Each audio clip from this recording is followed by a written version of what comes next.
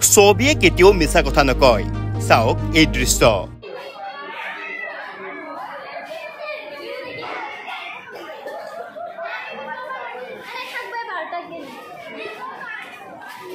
কৃত্ৰিম পানীৰে উপচি পৰিছে দক্ষিণ কামৰূপৰ পলাপাৰী ভাগৱতীপাৰাস্থিত তথা বিধায়ক হেমাংগ ঠাকুৰীয়াৰ অধীনস্থ মাধৱদেৱ হাইস্কুল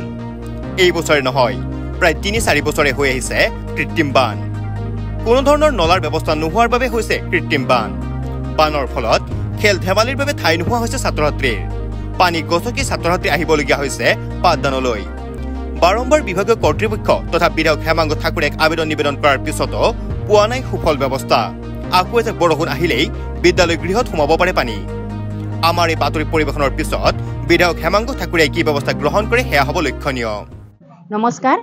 আমাৰ ল'ৰা ছোৱালীবিলাকৰ এই বানপানীৰ কাৰণে বহুত অসুবিধা হৈছে লগতে শিক্ষক শিক্ষয়িত্ৰীবিলাকৰ আমি বহুতো পানী ভাঙি আহিব লগা হৈছে আৰু চাৰিওফালৰ পৰিৱেশ আমাৰ বিনষ্ট হৈছে সেইকাৰণে আমি অপৰ মহলককে বাবাৰ জনোৱা হৈছে কিন্তু ইয়াৰে কোনো একো আমি পোৱা নাই একো সঁহাৰি পোৱা নাই সেইকাৰণে চৰকাৰৰ ফালৰ পৰা আমাক কিবা সহায় সুবিধা কৰি দিব লাগে লগতে ল'ৰা ছোৱালীখিনি যাতে উন্নতি বা সুস্বাস্থ্য হিচাপে থাকিব পাৰে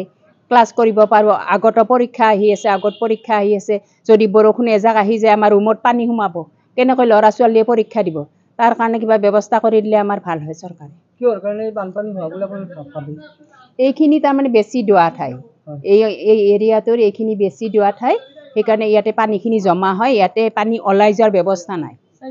চাৰিওফালে পানী আছে নলাৰ ব্যৱস্থা নাই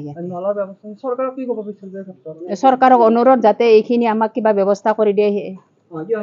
ভালদৰে ব্যৱস্থা কৰি দিয়ে এই বানপানী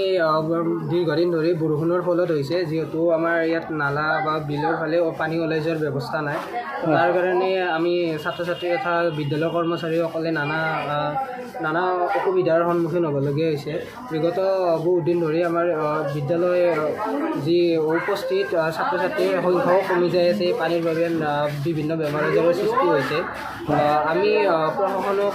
এইটো জনাবলৈ বিচাৰোঁ যে আমাক এই বানৰ পৰা যাতে